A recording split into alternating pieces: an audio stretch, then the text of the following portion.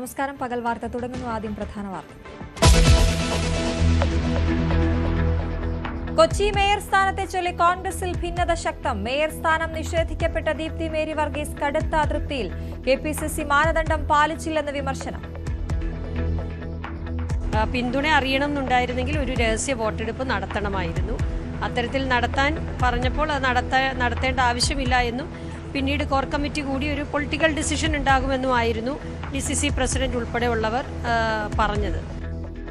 Thiruvananthapuram mayor സ്ഥാനാർത്ഥി പ്രഖ്യാപനം ഇന്നുണ്ടായേക്കും. VV രാജേഷോ R ശ്രീലേഖയോ എന്നതിൽ ആകാംക്ഷ. രാജീവ് ചന്ദ്രശേഖർ ഡൽഹി.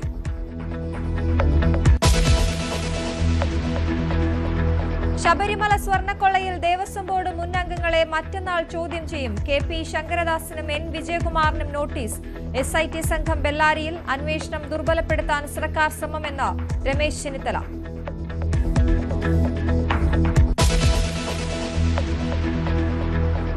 പാലക്കാട് ആൾക്കൂട്ട കൊലപാതകത്തിൽ ഇടപെട്ട് ദേശീയ മനുഷ്യാവകാശ കമ്മീഷൻ. ചീഫ് സെക്രട്ടറി ഒരാഴ്ചയ്ക്കുള്ളിൽ റിപ്പോർട്ട് നൽകണം. പ്രാഥമിക വസ്തുതാന്വേഷണ റിപ്പോർട്ട് 2 ദിവസത്തിനകം നൽകാനും നിർദ്ദേശം.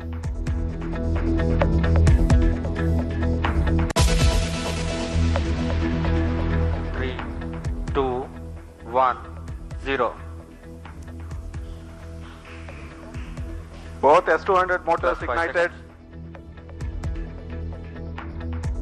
ചരിത്രമെഴുതിയ ISROയുടെ LVM-3M6 ദൗത്യം. ബ്ലൂബേർഡ് ബ്ലോക്ക് 2 ഭ്രമണപഥത്തിൽ. മൊബൈൽ ഫോണുകളിൽ നേരിട്ട് ഉപഗ്രഹ ഇന്റർനെറ്റ് ലഭ്യമാക്കുക ലക്ഷ്യം.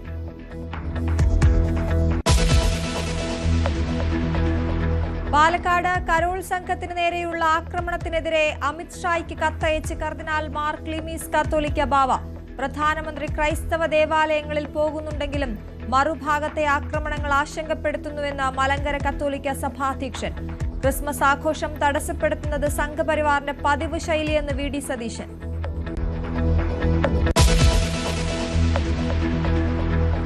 മഹാരാഷ്ട്രയിൽ നിർണായക രാഷ്ട്രീയ നീക്കം. 20 വർഷത്തിന് ശേഷം ഒന്നിച്ച് താക്കറെകൾ.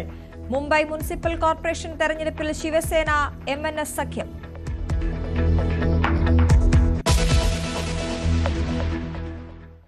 കൊച്ചി മേയർ സ്ഥാനത്തെ ചൊല്ലി കോൺഗ്രസിൽ ഭിന്നത രൂക്ഷം. മേയർ സ്ഥാനം നിഷേധിച്ച നടപടിക്കെതിരെ കടുത്ത അതൃപ്തിയിലാണ് KPCC general secretary Deepthi Mary വർഗീസും ദീപ്തിയെ അനുകൂലിക്കുന്നവരും. KPCC മാനദണ്ഡം അട്ടിമറിച്ചുവെന്നും കോർ കമ്മിറ്റി കൂടിയല്ല എന്നും ദീപ്തി തുറന്നടിച്ചു. അതേസമയം തീരുമാനം അന്തിമമെന്ന നിലപാടിലാണ് നേതൃത്വം. DCC കഴിഞ്ഞ ദിവസം മേയർ സ്ഥാനാർത്ഥികളെ പ്രഖ്യാപിച്ചത് വലിയ വിമർശനത്തിനാണ് ഇടയാക്കിയിരിക്കുന്നത്. പ്രത്യേകിച്ചും KPCC ജനറൽ സെക്രട്ടറിയായ ദീപ്തി മേരി വർഗീസിനെ ആയിരുന്നു മേയർ സ്ഥാനാർത്ഥിയായി കൂടുതൽ പരിഗണിക്കേണ്ടിയിരുന്നത്. ആ ഒരു സാഹചര്യത്തിൽ 3 വനിതാ സ്ഥാനാർത്ഥികൾ, അതായത് മേയർ സ്ഥാനാർത്ഥികളായി തീരുമാനിച്ചിരുന്ന 3 വനിതാ സ്ഥാനാർത്ഥികളും വിജയിച്ചു വന്ന സാഹചര്യം കോൺഗ്രസിനെ ചെറിയൊരു കൺഫ്യൂഷനിലാക്കിയിരുന്നു. അതേസമയം നിരന്തരമായി ഈ തദ്ദേശ തെരഞ്ഞെടുപ്പുമായി ബന്ധപ്പെട്ട് ദീപ്തി മേരി വർഗീസ് നോമിനേഷൻ നൽകിയിരിക്കുന്ന കാലം മുതൽ ഇതുമായി ബന്ധപ്പെട്ടുള്ള മേയർ ചർച്ചകൾ ആരംഭിച്ചതാണ് എന്നാണ് മനസ്സിലാക്കാൻ കഴിയുന്നത്. ഈ ചർച്ചകൾ നിലനിൽക്കുമ്പോൾ തന്നെയാണ് വനിതാ സംവരണമാണ് കൊച്ചി മേയർ സ്ഥാനത്തേക്കുള്ളത്. അതുകൊണ്ട് തന്നെ ഈ 3 വനിതാ സ്ഥാനാർത്ഥികളും വിജയിച്ചു വന്നത് വലിയ ഒരു കൺഫ്യൂഷൻ UDFനും കോൺഗ്രസിനും ഉണ്ടാക്കിയിട്ടുണ്ട്. അതേസമയം KPCC ജനറൽ സെക്രട്ടറിയാണ്, മുതിർന്ന നേതാവാണ്, കോൺഗ്രസിലെ തന്നെ വലിയ ഭാരവാഹിത്യം വഹിക്കുന്ന ഒരു നേതാവ് എന്നുള്ള നിലയിൽ പ്രവർത്തന പാരമ്പര്യവും ഒക്കെ പരിഗണിച്ച് ദീപ്തി മേരി വർഗീസിനെ മേയറാക്കണമെന്നുള്ള ഒരു നിർദ്ദേശം KPCC മുന്നോട്ട് വെച്ചിരുന്നു. സംസ്ഥാന നേതൃത്വത്തിലും താൽപര്യം ദീപ്തി മേരി വർഗീസ് മേയറാകുന്നതായിരുന്നു എന്നായിരുന്നു ആദ്യഘട്ടത്തിൽ ചർച്ച ചെയ്തിരുന്നത്. അത് മാത്രമല്ല, താൻ മത്സരിക്കാനില്ല എന്ന് സിറ്റിംഗ് കൌൺസിലർ കൂടിയായിരുന്ന ദീപ്തി മേരി വർഗീസ് മത്സരിക്കാനില്ല എന്ന് അറിയിച്ചിരുന്ന ഒരു ഘട്ടത്തിൽ വലിയ ഭൂരിപക്ഷത്തോടെ വിജയിച്ചു വന്നാൽ മേയറാക്കാമെന്ന പ്രതിപക്ഷ നേതാവ് സൂചിപ്പിച്ചിരുന്നു. അത്തരമൊരു വാഗ്ദാനം അദ്ദേഹം നൽകിയിരുന്നു. അതും പാലിക്കപ്പെടാതെ പോവുകയാണ്. ദീപ്തി മേരി വർഗീസ് ഇപ്പോൾ KPCC നേതൃത്വത്തിന് ഇതുമായി ബന്ധപ്പെട്ട് പരാതി നൽകിയിരിക്കുകയാണ്. താൻ തഴയപ്പെട്ടു എന്നുള്ള ഒരു കാര്യം അവർ പരിഗണിക്കുന്നില്ലെങ്കിൽ പോലും അവർക്ക് അതൃപ്തിയുണ്ട്. ആ അതൃപ്തി ശക്തമായ ഭാഷയിൽ തന്നെ അവർ വ്യക്തമാക്കുകയാണ്. KPCC നേതൃത്വത്തിന് KPCC മാനദണ്ഡങ്ങൾ പാലിക്കാതെയാണ് മേയർ സ്ഥാനാർത്ഥിയെ തെരഞ്ഞെടുത്തത് എന്നുള്ള കാര്യമാണ് ദീപ്തി മേരി വർഗീസ് പറഞ്ഞു വെക്കുന്നത്. KPCCയുടെ മാർഗരേഖയിലുള്ള അത് ഇവിടെ ഒരു തർക്കം വന്നാൽ, ഒന്നിലധികം പേർ വന്നാൽ KPCCക്ക് വിടുക, അല്ലെങ്കിൽ അവിടുന്ന് ഉള്ള നിരീക്ഷകൻ വന്ന് ഒരു അഭിപ്രായ വോട്ടെടുപ്പ് നടത്തുക എന്നുള്ളതാണ്. അത്തരത്തിൽ നടന്നില്ല. പിന്തുണ അറിയണമെന്നുണ്ടായിരുന്നെങ്കിൽ ഒരു രഹസ്യ വോട്ടെടുപ്പ് നടത്തണമായിരുന്നു. അത്തരത്തിൽ നടത്താൻ പറഞ്ഞപ്പോൾ അത് നടത്തേണ്ട ആവശ്യമില്ല എന്നും പിന്നീട് കോർ കമ്മിറ്റി കൂടി ഒരു പൊളിറ്റിക്കൽ ഡിസിഷൻ ഉണ്ടാകുമെന്നുമായിരുന്നു DCC പ്രസിഡന്റ് ഉൾപ്പെടെയുള്ളവർ പറഞ്ഞത്. KPCC ജനറൽ സെക്രട്ടറി എന്നുള്ളതല്ലാതെ മറ്റു ചില കാര്യങ്ങൾ കൂടി പരിഗണിച്ചാൽ പോലും ഭൂരിപക്ഷത്തിന്റെ കാര്യത്തിലായിരിക്കണം മേയർ സ്ഥാനാർത്ഥിയെ തീരുമാനിക്കേണ്ടത് എന്ന് വരുന്ന ഒരു സാഹചര്യത്തിൽ ഇനി തന്നെ ഒഴിവാക്കിയാൽ പോലും ഷൈനി മോൾ ആയിരിക്കണം ഭൂരിപക്ഷത്തിൽ മുന്നിൽ നിൽക്കുന്നത്. അങ്ങനെയാണെങ്കിൽ ഈ 5 വർഷവും മേയറായി തുടരേണ്ടത് ഷൈനി മോൾ ആയിരിക്കണം എന്ന് തന്നെയാണ് ദീപ്തി മേരി വർഗീസ് പറയുന്നത്. അതുമാത്രമല്ല, ഈ 4 സ്ഥാനങ്ങൾ, അതായത് 2 പേർ മേയർ സ്ഥാനത്തേക്കും 2 പേർ ഡെപ്യൂട്ടി മേയർ സ്ഥാനത്തേക്കുമാണ് വന്നിരിക്കുന്നത്. ഈ VK മിനിമോൾ ആദ്യ 2.5 വർഷവും ആദ്യത്തെ ടൈമിലും, അതുപോലെ ഷൈനി മാത്യു 2ാമത്തെ ടൈമിലും മേയറാകും. അതുപോലെ ദീപക് ജോയി ഡെപ്യൂട്ടി മേയറായി ആദ്യത്തെ ടൈമിലും 2ാമത്തെ ടൈമിൽ KVP കൃഷ്ണകുമാറും ആണ് ഡെപ്യൂട്ടി മേയർ സ്ഥാനത്തേക്ക് വരുന്ന സാഹചര്യമുണ്ടായത്.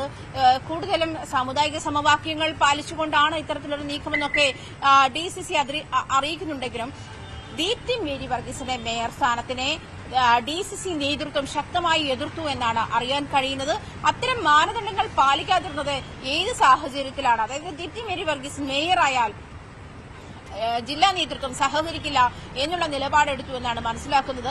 KPCCയുടെ മാനദണ്ഡങ്ങൾ പാലിക്കപ്പെടാതെ മേയർ സ്ഥാനാർത്ഥിയെ തീരുമാനിച്ചതുമായി ബന്ധപ്പെട്ട വലിയ അതൃപ്തിയാണ് ദീപ്തി മേരി വർഗീസ് പ്രതികരിച്ചത്. അങ്ങനെയാണ്. അതേസമയം അത്തരം കാര്യങ്ങൾക്ക് DCC ആണ് മറുപടി പറയേണ്ടതെന്നും അവർ പറഞ്ഞിട്ടുണ്ട്. DCC ആണല്ലോ പറയേണ്ടത്, ഞാനല്ലല്ലോ പറയേണ്ടത്.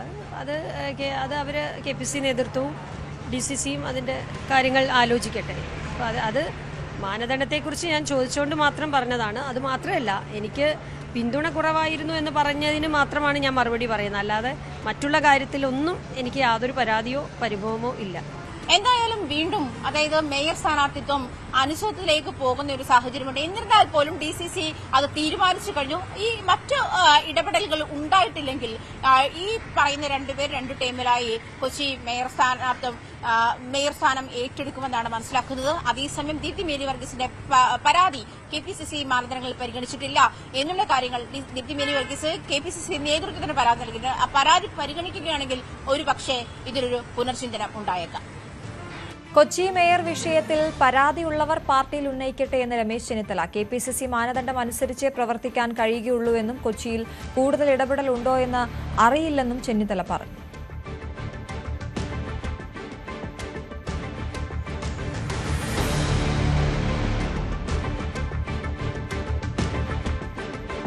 തിരുവനന്തപുരം മേയർ പ്രഖ്യാപനം ഇന്നുണ്ടായേക്കും. VV രാജേഷോ R ശ്രീലേഖയോ എന്നതിൽ ആകാംക്ഷ തുടരുകയാണ്. BJP സംസ്ഥാന അധ്യക്ഷൻ രാജീവ് ചന്ദ്രശേഖർ കൌൺസിലർമാരുമായി ചർച്ച നടത്തി.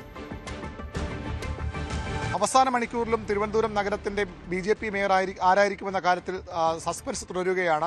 മറ്റന്നാൾ രാവിലെയാണ് മേയർ തെരഞ്ഞെടുപ്പ്. മേയറെയും ഡെപ്യൂട്ടി മേയറെയും ആരുന്ന കാര്യത്തിൽ BJPയിൽ ഇപ്പോഴും ചർച്ചകൾ പുരോഗമിക്കുകയാണ്. BJPയുടെ സംസ്ഥാന അധ്യക്ഷൻ കഴിഞ്ഞ ദിവസം ഡൽഹിയിൽ പോയിരുന്നു. കേന്ദ്ര നേതാക്കളുമായി ചർച്ച നടത്തിയിരുന്നു. കേന്ദ്ര നേതൃത്വത്തിന്റെ കൂടി അഭിപ്രായം മാനിച്ചാകും മേയറെ തീരുമാനിക്കുക. BJPയുടെ സംസ്ഥാന സെക്രട്ടറി കൂടിയായ VV രാജേഷാണ് മേയർ സ്ഥാനത്തേക്ക് പരിഗണിക്കപ്പെടുന്ന പ്രധാനപ്പെട്ട നേതാക്കളിൽ ഒരാൾ. അതിനുമപ്പുറത്തേക്ക് മുൻ DGP ആയ R ശ്രീലേഖയെ മേയർ പദവിയിലേക്ക് കൊണ്ടുവരണമെന്ന നിലപാടുള്ളവരും BJPയിലുണ്ട്. BJPയുടെ കേന്ദ്ര നേതൃത്വം ശ്രീലേഖയ്ക്ക് അത്തരമൊരു ഉറപ്പ് നൽകിയിരുന്നു. നഗരസഭയിലേക്ക് മത്സരം ജയിച്ചാൽ മേയറാക്കാമെന്ന് ഉറപ്പ് നൽകിയിരുന്നു. അമിത്ഷാ അടക്കമുള്ള നേതാക്കൾ ആ ഉറപ്പ് അവർക്ക് നൽകിയിരുന്നു. അതിന്റെ അടിസ്ഥാനത്തിൽ അവരെ തന്നെ മേയറാക്കാനുള്ള സാധ്യതയും തള്ളിക്കളയാനാകില്ല. പക്ഷേ പ്രതിപക്ഷം അതിശക്തമാണ്. ഈ CPMന്റെയും കോൺഗ്രസിന്റെയും പല പ്രധാനപ്പെട്ട നേതാക്കളും നഗരസഭയിലുണ്ട്. അങ്ങനെ വരുമ്പോൾ ഭരണപരിചയമുള്ള അല്ലെങ്കിൽ രാഷ്ട്രീയ രംഗത്ത് പരിചയമുള്ള ഒരാളെ തന്നെ മേയറാക്കി കൊണ്ടുവരണമെന്ന നിലപാടുള്ളവരും BJPയിലുണ്ട്. RSSന്റെ പിന്തുണയും ഇക്കാര്യത്തിൽ വളരെ പ്രധാനപ്പെട്ടതാണ്. VV രാജേഷിന് അനുകൂല ഘടകങ്ങൾ അതാണ്. ഈ രണ്ടുപേരുമല്ലാതെ ചില സർപ്രൈസ് എൻട്രികൾ ഉണ്ടായാലും അത്ഭുതപ്പെടാനില്ല. BJPയുടെ തുടർച്ചയായ 3 തവണ കൗൺസിലറായ കരമന അജിത്ത്, ഗോപൻ, അതുപോലെ തന്നെ ഗിരി തുടങ്ങിയ പേരുകളും പരിഗണനയിലുണ്ട്. ഈ പേരുകൾക്ക് അപ്പുറത്തേക്ക് ഒരാളെ കൊണ്ടുവരാനുള്ള നീക്കം BJP നേതൃത്വം നടത്തുമോ എന്ന കാര്യത്തിലും ചില ചർച്ചകൾ ഉയർന്നു വരുന്നുണ്ട്. ഏതായാലും ഇന്ന് തന്നെ ആ തീരുമാനമുണ്ടാകാനുള്ള സാധ്യതയാണുള്ളത്. മേയർ സ്ഥാനത്തേക്ക് നഗരസഭയിൽ വോട്ടെടുപ്പുണ്ടാകും. CPMന്റെ സ്ഥാനാർത്ഥിയായി പുന്നക്കാമുകൾ കൗൺസിൽ RP ശിവജിയെ നേരത്തെ തീരുമാനിച്ചിരുന്നു. പക്ഷേ BJPക്ക് അനായാസം മേയർ സ്ഥാനത്തേക്ക് ജയിച്ചു കയറാൻ കഴിയുന്ന വോട്ട് അവർക്കുണ്ട്. 50 വോട്ട് 50 കൗൺസിലർമാർ BJPയുടെ മുന്നണി എന്ന നിലയിൽ തന്നെ BJPക്ക് ജയിച്ചു വന്നിട്ടുണ്ട്. അതുകൊണ്ട് തന്നെ അവർക്ക് മേയർ സ്ഥാനം ലഭിക്കും. ആരാകും മേയർ, ഡെപ്യൂട്ടി മേയർ എന്ന കാര്യത്തിലാണ് ഇനി ചർച്ചകൾ നടക്കുന്നത്. അതും വൈകാതെ പ്രഖ്യാപനമുണ്ടാകും. കണ്ണൂർ പാനൂർ നഗരസഭാ ചെയർപേഴ്സണെ ചൊല്ലി മുസ്ലിം ലീഗിൽ തർക്കം. നൌഷദ് കൂടത്തിലിനെ ചെയർപേഴ്സണാക്കാനുള്ള പാർട്ടി തീരുമാനത്തിനെതിരെ പരസ്യ പ്രതിഷേധവുമായി പ്രവർത്തകർ രംഗത്തെത്തി. ഉമൈസ് തിരുവമ്പാടിയെ നഗരസഭാ അധ്യക്ഷയാക്കണമെന്നാവശ്യപ്പെട്ട് പാനൂർ ടൌണിൽ പ്രവർത്തകർ പ്രകടനം നടത്തി.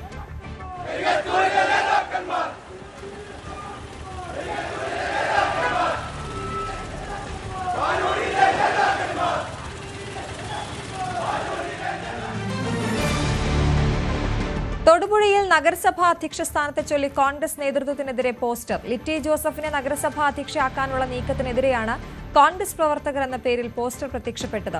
റബ്ബർ സ്റ്റാമ്പ് ചെയർപേഴ്സൺ തൊടുപുഴയ്ക്ക് വേണ്ട എന്നാണ് പോസ്റ്ററിലെ ഉള്ളടക്കം. തദ്ദേശ തെരഞ്ഞെടുപ്പിലെ തിരിച്ചടി വിലയിരുത്താൻ CPM കൊല്ലം ജില്ലാ യോഗം ചേരുന്നു. സംസ്ഥാന സെക്രട്ടറി MV ഗോവിന്ദന്റെ സാന്നിധ്യത്തിലാണ് യോഗം. ഇന്നലെ ചേർന്ന ജില്ലാ സെക്രട്ടേറിയറ്റ് യോഗം തെരഞ്ഞെടുപ്പ് ഫലം വിലയിരുത്തിയിരുന്നു. തുടർച്ചയായി ഭരിച്ചിരുന്ന കൊല്ലം കോർപ്പറേഷൻ നഷ്ടപ്പെട്ടതും കരുനാഗപ്പള്ളി നഗരസഭ നഷ്ടപ്പെട്ടതും CPMന് വലിയ തിരിച്ചടിയായിരുന്നു. സ്ഥാനാർത്ഥി നിർണയത്തിലടക്കം പാളിച്ചകൾ ഉണ്ടായെന്നാണ് പാർട്ടിയുടെ വിലയിരുത്തൽ. ഇക്കാര്യത്തിൽ വിശദമായ ചർച്ച നടക്കും. ശബരിമല സ്വർണ്ണക്കൊള്ള കേസിൽ സുപ്രധാന നീക്കവുമായി SIT. 2019 ദേവസ്വം ബോർഡ് അംഗങ്ങളായ KP ശങ്കരദാസ്, N വിജയകുമാർ എന്നിവരോട് ഹാജരാകാൻ ചൂണ്ടിക്കാട്ടി നോട്ടീസ് നൽകി. ഡിസംബർ 26 ഹാജരാകാനാണ് നോട്ടീസ്. ഹൈക്കോടതി വിമർശനത്തിന് പിന്നാലെയാണ് SITയുടെ നീക്കം. ഇത് മുന്നിൽ കണ്ട് ബോർഡ് അംഗങ്ങൾ മുൻകൂർ ജാമ്യാപേക്ഷയും സമർപ്പിച്ചു. അതിനിടെ സ്വർണ്ണ വ്യാപാരി ഗോവർദ്ധന്റെ ബെല്ലാരിയിലെ സ്ഥാപനത്തിൽ SIT എത്തി പരിശോധന നടത്തി. ശബരിമല സ്വർണ്ണക്കൊള്ളയുമായി ബന്ധപ്പെട്ട അന്വേഷണ സംഘം അടുത്ത ഘട്ടത്തിലേക്ക് കടക്കുന്ന രീതിയിലുള്ള സൂചനകളാണ് ഇപ്പോൾ പുറത്തേക്ക് വരുന്നത്. ഹൈക്കോടതിയുടെ കടുത്ത വിമർശനത്തിന് ശേഷം 2019 ബോർഡ് അംഗങ്ങളായ ശങ്കരദാസ് ഒപ്പം തന്നെ വിജയകുമാർ എന്നിവരെ മൊഴി നൽകാനായി നോട്ടീസ് നൽകിയിരിക്കുകയാണ്. ഇപ്പോൾ അടുത്തത് 26-ാം തീയതി മറ്റന്നാൾ ഈ ഒരു മൊഴി നൽകാനായി പ്രത്യേക അന്വേഷണ സംഘത്തിന് മുൻപാകെ ഹാജരാകാനാണ് ഇപ്പോൾ നോട്ടീസ് നൽകിയിരിക്കുന്നത്. അതിനു മുൻപ് തന്നെ ഈ അറസ്റ്റിലേക്ക് കടക്കാനുള്ള ഒരു സൂചന അടക്കം നിലനിൽക്കുന്നുണ്ട്. കാരണം ഇവർ ഇപ്പോൾ മുൻകൂർ ജാമ്യ ഹർജിയുമായി കോടതിയെ സമീപിച്ചിരിക്കുകയാണ്. അതിൽ തീരുമാനം വന്നിട്ടില്ല. ഒപ്പം തന്നെ ഈ ഒരു സ്വർണ്ണക്കൊള്ളയുമായി ബന്ധപ്പെട്ട അന്താരാഷ്ട്ര ബന്ധങ്ങളിലേക്ക് വിരൽ ചൂണ്ടുന്ന തരത്തിലുള്ള വിവരങ്ങളടക്കം ഇന്നലെ പുറത്തേക്ക് വന്നിരുന്നു. ഈ ഒരു ഡി മണി എന്നൊരു വ്യക്തിയാണ് ഈ ഒരു അന്താരാഷ്ട്ര ബന്ധമായി സൂചിപ്പിച്ചുകൊണ്ട് ചെന്നിത്തല അടക്കം മുന്നോട്ട് വെച്ചിരിക്കുന്ന ഒരു വ്യക്തി എന്ന് പറയുന്നത് തന്നെ ഈ ഒരു വ്യാപാരി നൽകിയ ഒരു മൊഴിയായിരുന്നു.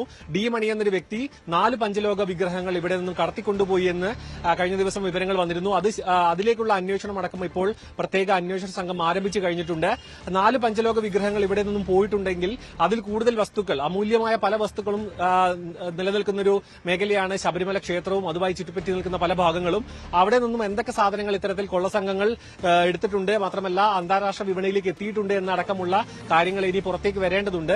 ഇതൊരു അന്താരാഷ്ട്ര ബന്ധം നിലനിൽക്കുന്നതുകൊണ്ട് തന്നെ CBI ഈ കേസ് കൈമാറുമോ എന്ന കാര്യം ഒരു ചോദ്യചിഹ്നമായി നിലനിൽക്കുന്നു. കാരണം ഇതൊരു അന്താരാഷ്ട്ര ബന്ധമുള്ളതുകൊണ്ട് തന്നെ കേരളത്തിലെ പോലീസിന്റെ കീഴിലുള്ള ഒരു അന്വേഷണ സംഘത്തിന് അത്ര കണ്ട് അന്താരാഷ്ട്ര ബന്ധങ്ങളും മറ്റ് സംസ്ഥാനങ്ങളടക്കം കയറി ഇത്തരത്തിലുള്ള ഒരു അന്വേഷണം നടത്തുന്നതിന് വലിയ പരിമിതികളുണ്ട്.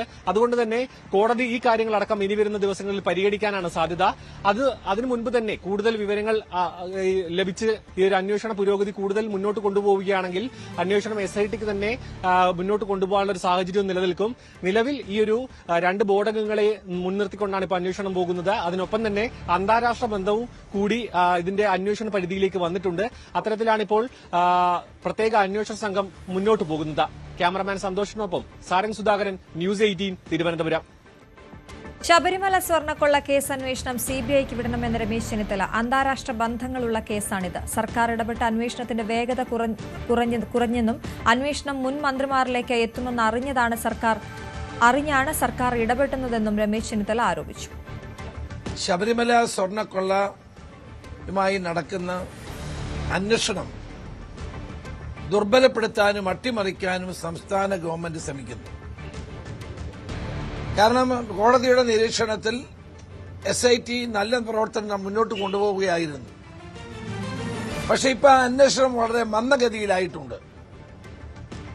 അതിന്റെ കാരണം ഗവൺമെന്റിന്റെ ഇടപെടലാണ്.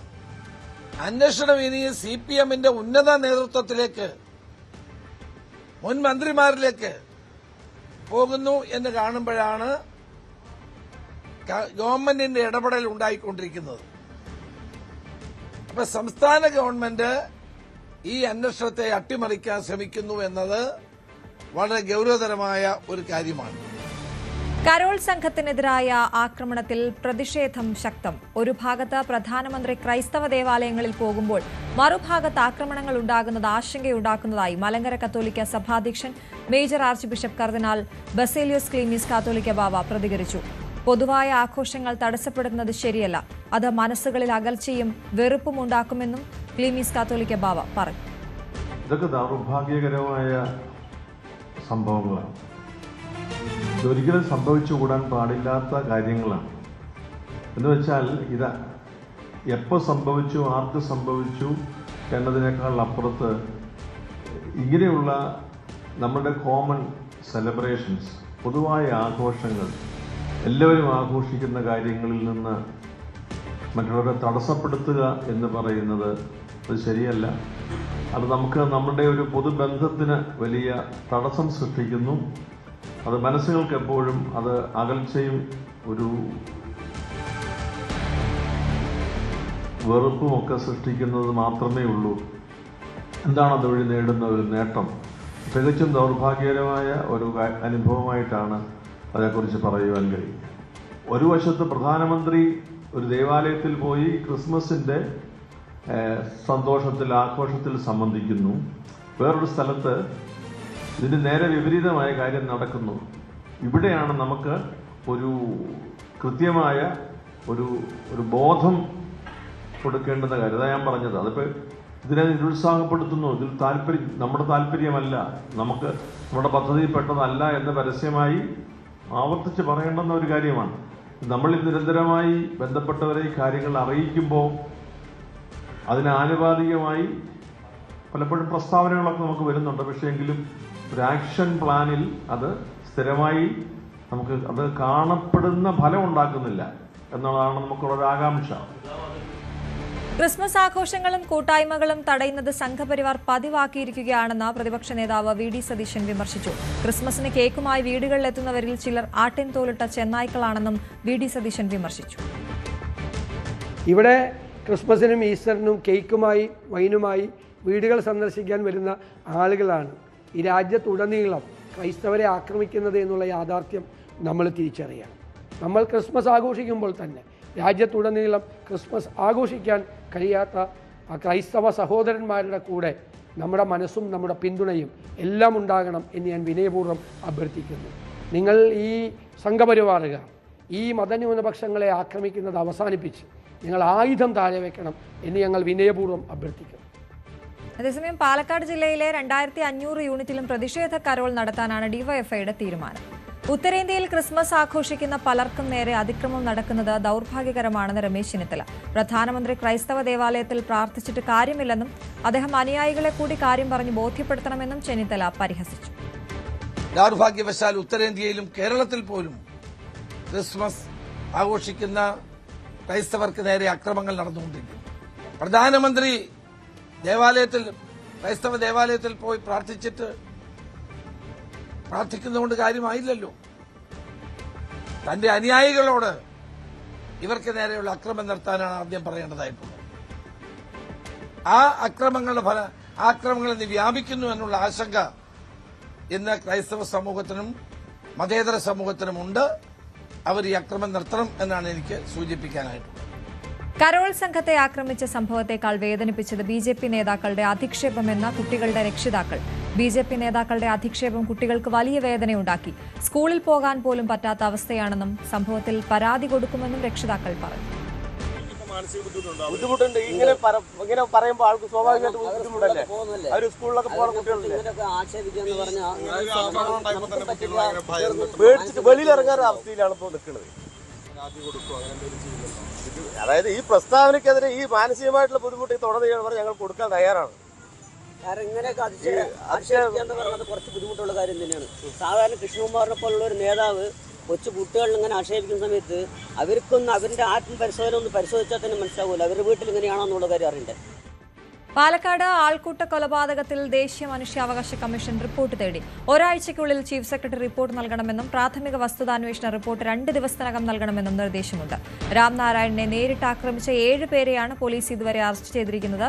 ഇവരിൽ ആദ്യം പിടിയിലായ 5 പേരെ നിലവിൽ റിമാൻഡ് ചെയ്തിരിക്കുകയാണ്. ഇതിന് പിന്നാലെയാണ് ഇന്നലെ വിനോദ്, ജഗദീഷ് എന്നിവരെ കൂടി പിടികൂടിയിരിക്കുന്നത്.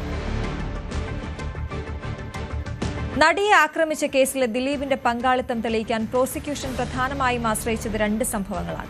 2012 യൂറോപ്യൻ യാത്രയും 2013 അമ്മയുടെ റിഹേഴ്സൽ ക്യാമ്പിലെ സംഭവങ്ങളും. അതേസമയം ദിലീപിന്റെ അഭിഭാഷകന്റെ ക്രോസിൽ അതിജീവിതം മുന്നോട്ട് വെച്ച പല വാദങ്ങളും നിലനിന്നില്ല. കോടതിയുടെ പല ചോദ്യങ്ങൾക്കും വ്യക്തമായ ഉത്തരവും നടിക്കുണ്ടായിരുന്നില്ല.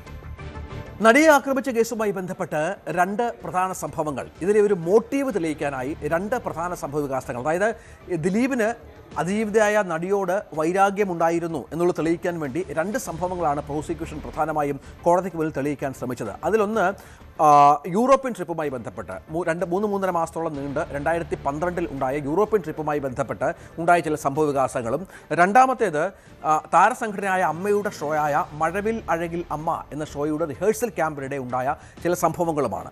ഒന്നാമത്തേത് മാർച്ച് 25, 2012 മാർച്ച് 25 മുതൽ ജൂൺ 30 വരെ 3-3.5 മാസം നീണ്ടുനിന്ന ഒരു യൂറോപ്യൻ ഷോയാണ്.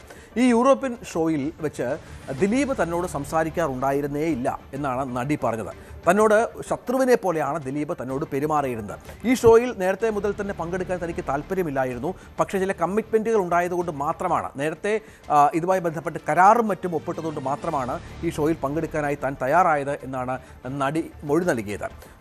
പക്ഷേ ഈ ഷോയിൽ ഉടനീളം ഈ ഷോയ്ക്ക് തൊട്ട് മുമ്പാണ് ഈ സംഭവവികാസങ്ങളൊക്കെ ഉണ്ടായതും ഈ തർക്കമൊക്കെ രൂക്ഷമാകുന്നതും മറ്റും. ഈ മഞ്ജു വാര്യർ പല വിവരങ്ങളും, കാവ്യ മാധവനുമായുള്ള ദിലീപിൻ്റെ ബന്ധത്തിലുള്ള പല വിവരങ്ങളും മഞ്ജുവിന് മനസ്സിലാകുന്നതുമൊക്കെ ഈ ഷോയ്ക്ക് തൊട്ട് മുമ്പ് മറ്റുമാണ്. ആ ഒരു സാഹചര്യം ഉണ്ടായപ്പോഴാണ് നടി ഈ ഷോയിൽ പങ്കെടുക്കുന്നതിൽ ഒരു തരത്തിലുള്ള 2 മനസ്സോടെ നിന്നത്. പക്ഷേ പിന്നീട് പങ്കെടുക്കുന്ന പശ്ചാത്തലമുണ്ടായി. പക്ഷേ ഈ ഷോയിൽ തന്നോട് ദിലീപ് ശത്രുവായി പെരുമാറി.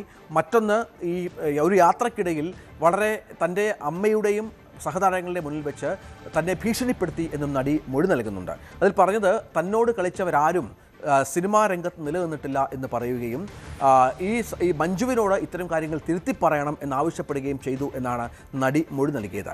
മാത്രമല്ല, തിരിച്ചു വരുമ്പോൾ തന്നെ വിളിക്കണം, ദിലീപിനെ വിളിക്കണമെന്നും നമുക്ക് 2-3 സിനിമകൾ ഒരുമിച്ച് ചെയ്യാം, അപ്പോൾ മഞ്ജു വാര്യർക്ക് മനസ്സിലാകും നമ്മൾ തമ്മിൽ വൈരാഗ്യമില്ല, നല്ല സുഹൃത്തുക്കളാണ് എന്നും മറ്റും പറഞ്ഞത് ഈ ഷോയ്ക്കിടയിലാണ് എന്ന് പറയുന്നു. പക്ഷേ ഈ വിഷയം നമുക്കറിയാം, പിന്നീട് മൊഴികളിലൊക്കെ തിരുത്തി പറയുന്ന സാഹചര്യങ്ങൾ സഹതാരങ്ങളുടെ ഭാഗത്ത് നിന്ന് ഉണ്ടാവുകയും മറ്റുമായിരുന്നു. അമ്മ ക്യാമ്പിൽ, അബാദ് പ്ലാസയിലെ റിഹേഴ്സൽ ക്യാമ്പിൽ വെച്ച് 2013 നടന്ന മറ്റൊരു സംഭവം. ഈ സമയത്തേക്ക് ഈ താരങ്ങളായ സിനിമാ താരങ്ങൾക്കെല്ലാം ദിലീപ് കാവ്യ വിഷയത്തിൽ ഒരു ധാരണയൊക്കെ വന്നിരുന്നു. തുടർന്ന് താരങ്ങളിൽ ചിലർ ഈ നടിയോട് ഈ വിഷയം ചോദിക്കുകയും നീയാണോ ഇത് പറഞ്ഞത് എന്ന് സംസാരിക്കുകയും മറ്റും ചെയ്തു. ഇത് മാത്രമല്ല, ഇത് കാവ്യയുടെ ചെവിയിലെത്തുകയും കാവ്യ മാധവൻ പൊട്ടിക്കരഞ്ഞുകൊണ്ട് ആ ഷോയിൽ പെരുമാറുകയും മറ്റും ചെയ്തു. തുടർന്ന് ദിലീപിന് ഇരട്ടി വൈരാഗ്യം നടിയോടുണ്ടായി. കാരണം ഇക്കാര്യം പറഞ്ഞു നടക്കുന്നത് മറ്റുള്ളവരോടും പറയുന്നത് നടിയാണ് എന്ന ബോധത്തിൽ ഇരട്ടി വൈരാഗ്യം ഉണ്ടാവുകയും തന്നെ പച്ചയ്ക്ക് കത്തിക്കും എന്ന് പരസ്യമായി എല്ലാവരുടെയും മുന്നിൽ വെച്ച് പറയുകയും ചെയ്തു എന്നാണ് മൊഴിയായി നടി നൽകിയത്. ഇത് അന്ന് വലിയൊരു ഭാഗം താരങ്ങളുടെ ഒരു സാന്നിധ്യം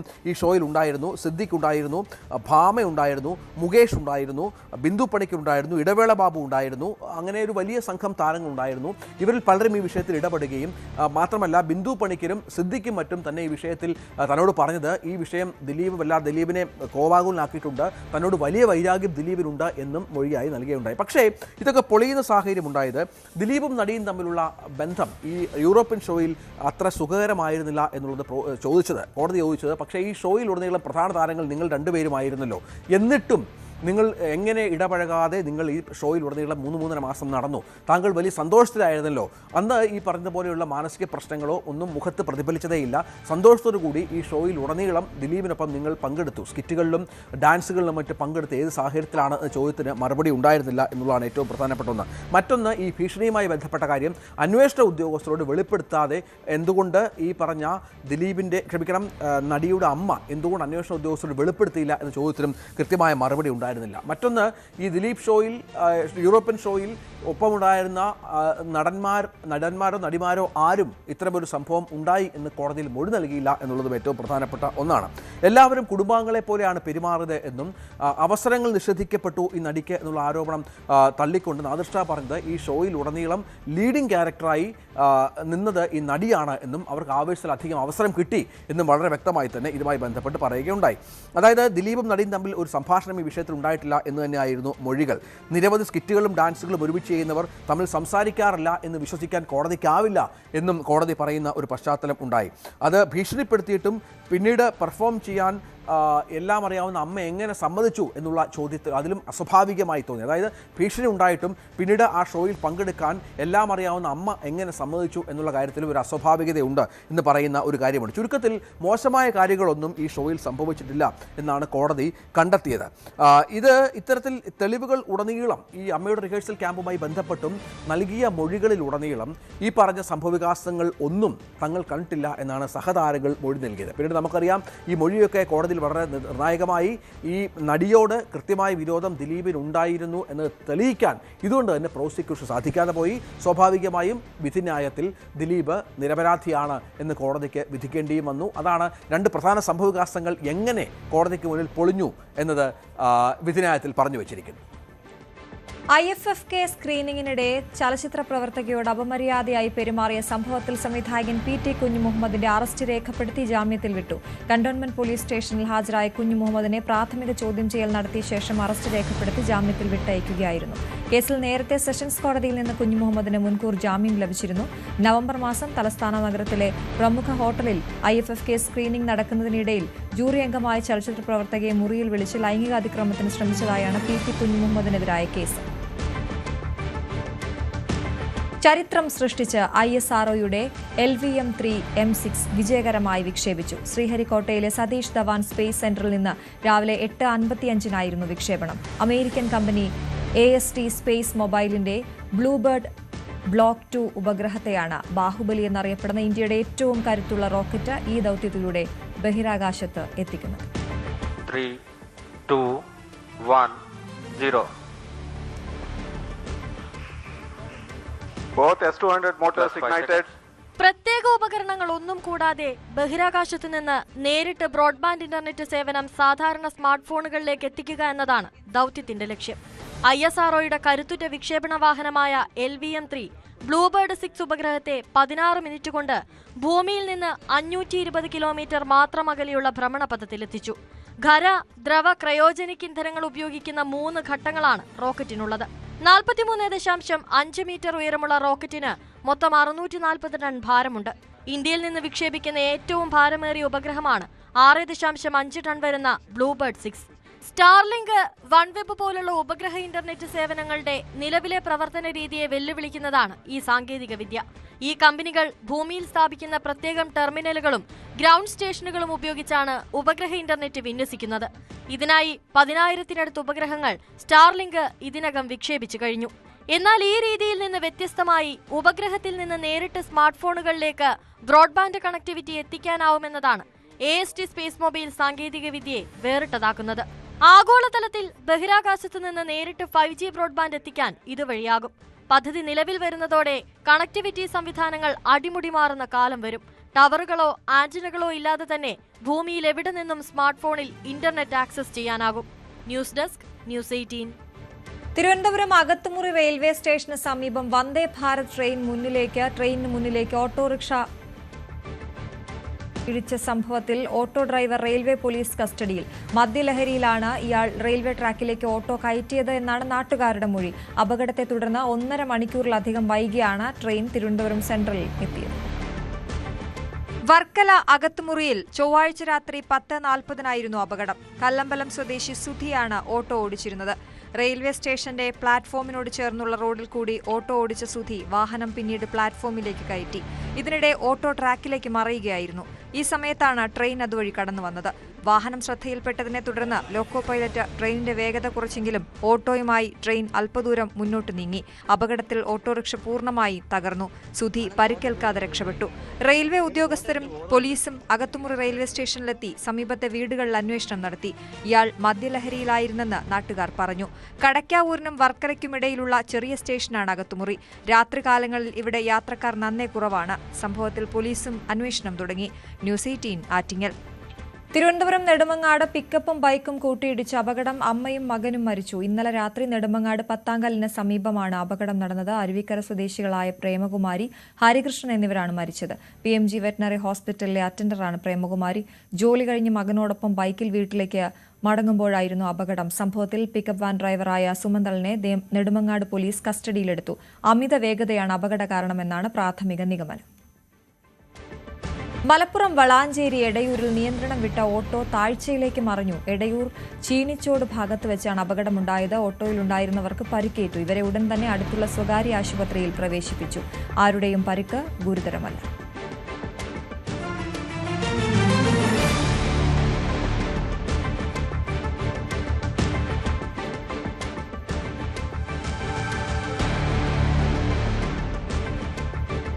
ക്രിസ്മസ് വിപണിക്കായി വിളവെടുക്കേണ്ട സമയത്താണ് കർഷകരുടെ പ്രതീക്ഷയെ തകിടം മറിച്ച ആലപ്പുഴ, കോട്ടയം ജില്ലകളിലായി 12 ഇടങ്ങളിൽ പക്ഷിപ്പനി സ്ഥിരീകരിച്ചത്.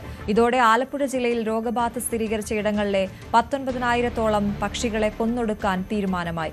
അടുത്ത 2 ദിവസങ്ങളിലായി കള്ളിങ് നടക്കും. കഴിഞ്ഞ വർഷം ഒഴികെ തുടർച്ചയായി സീസണുകളിൽ പനിബാധ ഉണ്ടാകുന്നത് കടുത്ത പ്രതിസന്ധിയാണ് കർഷകരിൽ ഉണ്ടാക്കുന്നത്. ഒരു ഇടവേളയ്ക്ക് ശേഷം വീണ്ടും ആലപ്പുഴ, കോട്ടയം ജില്ലകളിൽ പക്ഷിപ്പനി സ്ഥിരീകരിച്ചിരിക്കുകയാണ്. നമ്മളിപ്പോൾ ഉള്ളത് അമ്പലപ്പുഴ തെക്ക് പഞ്ചായത്തിലാണ്. അവിടെ വളർത്തിയ താറാവുകൾക്ക്, അതായത് ക്രിസ്മസ് വിപണി ലക്ഷ്യമാക്കി വളർത്തിയ താറാവ് കർഷകർക്കാണ് തിരിച്ചടിയായിക്കൊണ്ട് ഇപ്പോൾ പക്ഷിപ്പനി സ്ഥിരീകരിച്ചിട്ടുള്ളത്. വലിയ നഷ്ടമാണ് കർഷകർക്കുണ്ടാകുന്നത്. ഒരുപക്ഷെ കഴിഞ്ഞ തവണ മാത്രമായിരിക്കും അല്ലെ തുടർച്ചയായ പക്ഷിപ്പനിയിൽ നിന്ന് കർഷകർ രക്ഷപ്പെട്ടു പോയത്. എന്തായിരുന്നു, എങ്ങനെയായിരുന്നു ഇതിന്റെ ഒരു തുടക്കം ഇവിടെ കാണിക്കാൻ? തുടക്കം എന്ന് പറഞ്ഞാൽ കണ്ണ് മുഴുവൻ നഷ്ടപ്പെട്ടു പോവുക. പിന്നെ ഇത് നമ്മളെ പിടിക്കുന്ന പിടിയിലൊന്നും നിൽക്കുകയില്ല. കടന്നൽ കുത്താൻ പറ്റുന്ന ഇതങ്ങ് ചെതറി പോവുകയാണ്. നമ്മൾ ചാക്കിനകത്ത് പിടിച്ചാണ് ഇപ്പോൾ ഇതിനെ. ഇപ്പോൾ നാട്ടുകാരുടെ പരാതികൾ അനുസരിച്ച് എല്ലാം പ്രശ്നങ്ങളായതുകൊണ്ട് എഴുത്തുകാരും എല്ലാം വന്ന് പ്രശ്നങ്ങളാക്കിയപ്പോൾ നമ്മൾ ചാക്കിൽ പിടിച്ചാണ് അതിനെ ഇപ്പോൾ ഈ വലയ്ക്കകത്തിട്ടിരിക്കുന്നത്. എത്ര സ്ഥിരമായി താറാവ് കർഷകനാണോ? അതെ അതെ അതെ.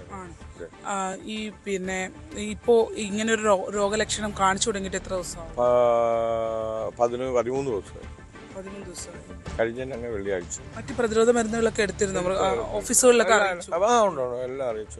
എല്ലാ ദിവസവും ഡോക്ടർ വരുന്നുണ്ട്, കാണുന്നുണ്ട്, ചാകുന്നതിന്റെ ഫോട്ടോ എടുക്കുന്നുണ്ട്. ഇന്ന് മാത്രമേ വരാനുള്ളൂ. ഇന്ന് മീറ്റിംഗ് ആയതുകൊണ്ട് വന്നിട്ട്. വാക്സിനേഷൻ കൊടുത്തിരുന്നു. പിന്നീട് ഈ രോഗലക്ഷണം കണ്ടപ്പോൾ തന്നെ കൊടുത്തു. അന്ന് വൈകിട്ട് തന്നെ കൊടുത്തു. ഒരെണ്ണത്തിന് കണ്ട അന്ന് വൈകിട്ട് തന്നെ വാക്സിനേഷൻ ചെയ്തു. അന്ന് അത് കഴിഞ്ഞപ്പോഴാണ് പിന്നെ ഇതങ്ങ് വല്ലാതായത്. വേഗത്തിലങ്ങ് സ്പ്രെഡ് ചെയ്യുവാണ്. വേഗത്തിൽപ്പെട്ടു. പിറ്റേ ദിവസം 10,300 ചാകും ചത്തു. അങ്ങനെ ചേട്ടനിപ്പോ 12,500.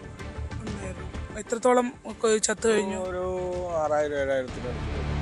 എല്ലാം ക്രിസ്മസിന്റെ വിപണി ലക്ഷ്യമാക്കി വാങ്ങും. ജനുവരി 15 പിടിക്കാൻ പറ്റുന്ന സൈസായിരുന്നു. ക്രിസ്മസിനേക്കാൾ നമുക്ക് വില കിട്ടുന്ന ഭാഗമായിരുന്നു ഇത്. ക്രിസ്മസിന് 1000-ഓളം താറാവുകൾ ഒതുങ്ങും. അത് കഴിയുമ്പോൾ ഇതിന് നല്ല പ്രിയമായ. എത്ര പ്രായം ഉണ്ടായിരുന്നു താറാവ്? 87 ദിവസം. 87 ദിവസം അല്ലേ? അതാണ് സാഹചര്യം. അതായത് ഈ നമ്മൾക്ക് പിന്നിൽ കാണുന്ന ദൃശ്യങ്ങൾ കാണുന്ന ഇടത്തിപ്പോൾ അവശേഷിക്കുന്ന കുറച്ച് താറാവുകളെ കൂട്ടിയിട്ടുണ്ട്. തൊട്ടപ്പുറത്തുള്ള പാടശേഖരങ്ങളിലൊക്കെ ഉണ്ടെന്നാണ് കർഷകർ പറയുന്നത്. ഇത് സംബന്ധിച്ച അന്തിമ ഫലം വരേണ്ടത് ഭോപ്പാലിൽ നിന്നായിരുന്നു. അത്തരമൊരു സ്ഥിരീകരണം ഉണ്ടായി കഴിഞ്ഞിരിക്കുന്നു. അതിൻ്റെ തുടർ നടപടികളിലേക്ക് കൂടി സർക്കാർ ഇപ്പോൾ കടന്നിരിക്കുകയാണ്. വ്യത്യസ്ത ഇടങ്ങളിലാണ് പക്ഷിപ്പനി റിപ്പോർട്ട് ചെയ്യുന്നതെങ്കിലും കൂടുതൽ ഫാമുകളിലേക്ക് പടരുന്നില്ലെന്ന് ഉറപ്പാക്കുന്നുണ്ടെന്ന് മന്ത്രി വീണ ജോർജ്. പക്ഷിപ്പനി മനുഷ്യരിലേക്ക് വ്യാപിക്കാതിരിക്കാനുള്ള മുന്നൊരുക്കങ്ങൾ നടത്തിയതായും ഗുരുതരമായി ന്യൂമോണിയ ബാധിച്ച ആളുകളുടെ സാമ്പിളുകൾ പരിശോധിക്കുന്നുണ്ടെന്നും മന്ത്രി പറഞ്ഞു. സസ്പെൻഷനിലുള്ള senior civil police officer Umesh വള്ളിക്കുന്നിനെ സംസ്ഥാന പോലീസ് സേനയിൽ നിന്ന് പിരിച്ചുവിട്ടു. കോഴിക്കോട് സ്വദേശിയായ ഉമേഷ് നിലവിൽ പത്തനംതിട്ട ആറന്മുള സ്റ്റേഷനിൽ ജോലി ചെയ്യുകയായിരുന്നു. സേനയിലെ അച്ചടക്കം തുടർച്ചയായി ലംഘിച്ചു എന്ന കാരണം ചൂണ്ടിക്കാട്ടിയാണ് നടപടി. MS അനീഷ് കുമാർ വിവരങ്ങളുമായി ചേരുന്നു. അനീഷ്, എന്തൊക്കെയാണ് വിശദാംശങ്ങൾ?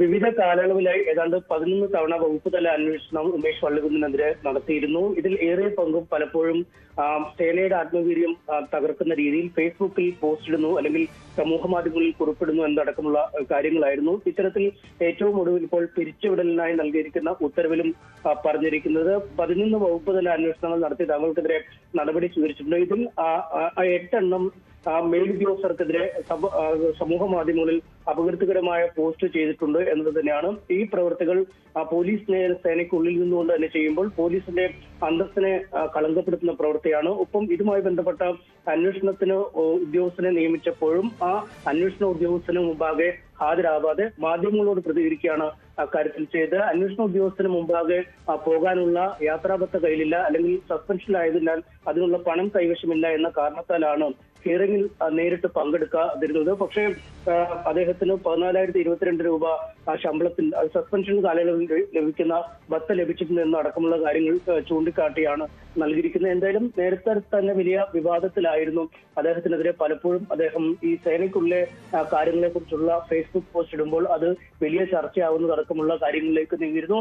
ഇതിന്റെ തുടർച്ചയായാണ് അദ്ദേഹത്തിനെതിരെ ഈ അച്ചടക്ക നടപടികളുമായി മുന്നോട്ട് പോയത്. അതിനുശേഷം കഴിഞ്ഞ മാസം കാരണം കാണിക്കൽ നോട്ടീസ് കൊടുത്തിരുന്നു. പിരിച്ചുവിടൽ നോട്ടീസ് എന്ന രീതിയിൽ തന്നെയാണ് ആ നോട്ടീസ് നൽകിയിരുന്നത്. ആ ഉത്തരവ് ഇപ്പോൾ സ്ഥിരപ്പെടുത്തുന്നു എന്നാണ് ഇപ്പോൾ ഏറ്റവും ഒടുവിൽ ലഭിച്ചിരിക്കുന്ന ഈ പിരിച്ചുവിടൽ ഉത്തരവിൽ പറയുന്നത്. എന്തായാലും പോലീസ് സേനയിലെ പുഴുക്കുത്തുകളെ വിമർശിച്ചതിനാണ് തന്റെ ഈ പിരിച്ചുവിടൽ എന്നാണ് ഉമേഷ് പള്ളിക്കുന്ന് പ്രതികരിക്കുന്നത്. മറിച്ച് സർക്കാരിനെതിരെ യാതൊരു തരത്തിലുമുള്ള വിമർശനങ്ങൾ തന്റെ ഭാഗത്തു നിന്നും ഉണ്ടായിട്ടില്ല. അതുകൊണ്ട് ഈ പിരിച്ചുവിടൽ നടപടിക്കെതിരെ നിയമ നടപടികളുമായി മുന്നോട്ട് പോകുമെന്നും അദ്ദേഹം അറിയിച്ചിട്ടുണ്ട്. ശരി അനീഷ്. പാലക്കാട് അട്ടപ്പാടി പാലൂരിൽ മോഷണം ആരോപിച്ച ആദിവാസി യുവാവിനെ ക്രൂരമായി മർദ്ദിച്ചതായി പരാതി. പാലൂർ സ്വദേശി മണികണ്ഠനാണ് മർദ്ദനത്തിനിരയായത്. തലയോട്ടി പൊട്ടി ഗുരുതരമായി പരിക്കേറ്റിട്ടുണ്ട്. ശസ്ത്രക്രിയ കഴിഞ്ഞ ആശുപത്രിയിൽ ചികിത്സയിൽ തുടരുകയാണ് യുവാവ്. ആദിവാസികളിൽ നിന്ന് കാട്ടിലെ വേരുകൾ ശേഖരിച്ച് വിൽപ്പന നടത്തുന്ന രാമരാജാണ് യുവാവിനെ മർദ്ദിച്ചതെന്നാണ് പരാതി. മർദ്ദിച്ച പാലൂർ സ്വദേശി ആയ ഇയാൾക്കെതിരെ പുത്തൂർ പോലീസ് കേസെടുത്തെങ്കിലും നിസ്സാര വകുപ്പുകൾ ചുമത്തിയെന്നാണ് കുടുംബത്തിന്റെ ആരോപണം. ട്രെയിൻ യാത്രയ്ക്കിടെ CPM നേതാവും മന്ത്രിയുമായ PK ശ്രീമതിയുടെ ബാഗും ഫോണും കവർന്നു. കൊൽക്കത്തയിൽ നിന്ന് ബീഹാറിലേക്കുള്ള യാത്രയ്ക്കിടെയായിരുന്നു മോഷണം. AC സെക്കൻഡ് ക്ലാസ്സിലായിരുന്നു യാത്ര. ജനാധിപത്യ മഹിളാ അസോസിയേഷൻ അഖിലേന്ത്യാ അധ്യക്ഷയായ ശ്രീമതി ബീഹാർ സംസ്ഥാന സമ്മേളനത്തിൽ പങ്കെടുക്കാൻ പോകുന്നതിനിടെയായിരുന്നു മോഷണം. സമസ്തിപൂരിലെ ദൽസിംഗ് സാരായി റെയിൽവേ പോലീസിൽ പരാതി നൽകിയിട്ടുണ്ട്. മഹാരാഷ്ട്രയിൽ 20 വർഷത്തിന് ശേഷം ഒന്നിച്ച താക്കറെകൾ. മുംബൈ മുനിസിപ്പൽ കോർപ്പറേഷൻ തെരഞ്ഞെടുപ്പിൽ ശിവസേനയും MNSഉം സഖ്യമായി മത്സരിക്കും. സംയുക്ത വാർത്താ സമ്മേളനത്തിലാണ് ഉദ്ധവ് താക്കറെയും രാജ് താക്കറെയും സഖ്യപ്രഖ്യാപനം നടത്തിയത്.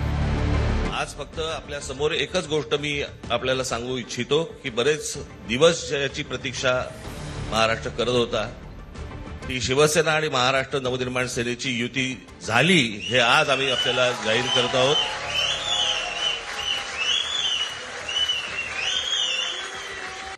രാകേഷ് വിവരങ്ങളുമായി ചേരുന്നു. രാകേഷ്, മഹാരാഷ്ട്ര രാഷ്ട്രീയത്തിൽ എത്രത്തോളം നിർണായകമാണ് ഈ തീരുമാനം? അതെ ശ്രുതി, 2 പതിറ്റാണ്ടുകൾക്ക് ശേഷം ഠാക്കറെകൾ ഒന്നിക്കുന്നു എന്നത് മഹാരാഷ്ട്ര രാഷ്ട്രീയത്തെ സംബന്ധിച്ചിടത്തോളം നിർണായകം തന്നെയാണ്. കാരണം ബാൽ താക്കറയുടെ പിൻഗാമിയായി ഒരു കാലത്ത് വിശേഷിക്കപ്പെട്ടിരുന്ന നേതാവാണ് രാജ് ഠാക്കറെ. പക്ഷേ അദ്ദേഹത്തിനെ പാർട്ടിയിൽ തന്നെ ഒതുക്കുന്നു എന്ന തോന്നലുണ്ടാവുകയും 2005 അദ്ദേഹം ശിവസേനയിൽ നിന്ന് പുറത്തു പോവുകയും ചെയ്തു. തുടർന്നാണ് MNS എന്ന് പറഞ്ഞ രാഷ്ട്രീയ കക്ഷി രൂപീകരിക്കുന്നത്. ഈ കാലങ്ങളിലെല്ലാം തന്നെ ഇവർ പരസ്പരം ഏറ്റുമുട്ടുന്നതായിരുന്നു മഹാരാഷ്ട്ര രാഷ്ട്രീയമെങ്കിൽ ഇപ്പോൾ 20 വർഷത്തിന് ശേഷം മുംബൈ മുനിസിപ്പൽ കോർപ്പറേഷൻ തെരഞ്ഞെടുപ്പിലേക്ക് പോകുമ്പോൾ 2 പാർട്ടികളും ഒന്നിക്കുന്നു എന്ന് തന്നെയാണ് അതിൻ്റെ രാഷ്ട്രീയ പ്രാധാന്യം. ഇന്ന് 2 നേതാക്കളും സംയുക്ത വാർത്താ സമ്മേളനം നടത്തിക്കൊണ്ടാണ് സഖ്യപ്രഖ്യാപനം നടത്തിയത്. അതിനു മുൻപ് ശിവാജി പാർക്കിൽ ബാൽ താക്കറയുടെ സ്മൃതി മണ്ഡപത്തിൽ 2 നേതാക്കളും പുഷ്പാർച്ചന നടത്തി. അതിനുശേഷമാണ് സംയുക്ത വാർത്താ സമ്മേളനം നടത്തിയത്. ഈ വാർത്താ സമ്മേളനത്തിൽ രാജ് താക്കറെയാണ് സഖ്യമായി തെരഞ്ഞെടുപ്പിലേക്ക് പോകുമെന്ന പ്രഖ്യാപനം നടത്തിയത്. മാത്രവുമല്ല, എല്ലാ എതിർപ്പുകളേക്കാൾ ഉപരിയാണ് മഹാരാഷ്ട്ര എന്ന വികാരം എന്നുകൂടി രാജ് ഠാക്കറെ വ്യക്തമാക്കുകയും ചെയ്തിരിക്കുന്നു. ഏതായാലും 227 വാർഡുകളിലേക്കാണ് മഹാരാഷ്ട്ര മുനിസിപ്പൽ കോർപ്പറേഷൻ തെരഞ്ഞെടുപ്പ് നടക്കുന്നത്. അതിൽ 150 സീറ്റുകളിൽ ശിവസേനയും ബാക്കിയുള്ള ഏതാണ്ട് 77 സീറ്റുകളിൽ MNSഉം മത്സരിക്കും. ആ പ്രഖ്യാപനം നടത്തിയില്ല. പക്ഷേ അത്തരമൊരു ധാരണയിലേക്കാണ് ഇപ്പോൾ പോകുന്നത്. അത് കേവലം മുംബൈയിൽ മാത്രം ഒതുങ്ങുന്നതല്ല, നാസിക്കിലും സഖ്യമായിരിക്കുമെന്നാണ് ഇപ്പോൾ രാജ് ഠാക്കറെ പ്രഖ്യാപിച്ചിരിക്കുന്നത്. ശരത് പവാറിൻ്റെ NCPയുമായി ചർച്ചകൾ നടക്കുകയാണെന്നും 2 നേതാക്കളും പറഞ്ഞിട്ടുണ്ട്. തീർച്ചയായും കഴിഞ്ഞൊരു 40 വർഷത്തെ BMCയുടെ ചരിത്രമെടുത്ത് നോക്കി കഴിഞ്ഞാൽ അതിൽ 30-ലധികം വർഷം അത് ഭരിച്ചിട്ടുള്ളത് ശിവസേനയാണ്. കഴിഞ്ഞ തവണയും 2017 ഏറ്റവും അവസാനം തെരഞ്ഞെടുപ്പ് നടന്ന അന്നും ശിവസേനയാണ് ഏറ്റവും വലിയ കക്ഷിയായത്. പക്ഷേ കഴിഞ്ഞ ദിവസങ്ങളിൽ നടന്ന നഗരപഞ്ചായത്ത് തെരഞ്ഞെടുപ്പുകളൊക്കെ തന്നെ വലിയ തിരിച്ചടി അവർക്കുണ്ടായി.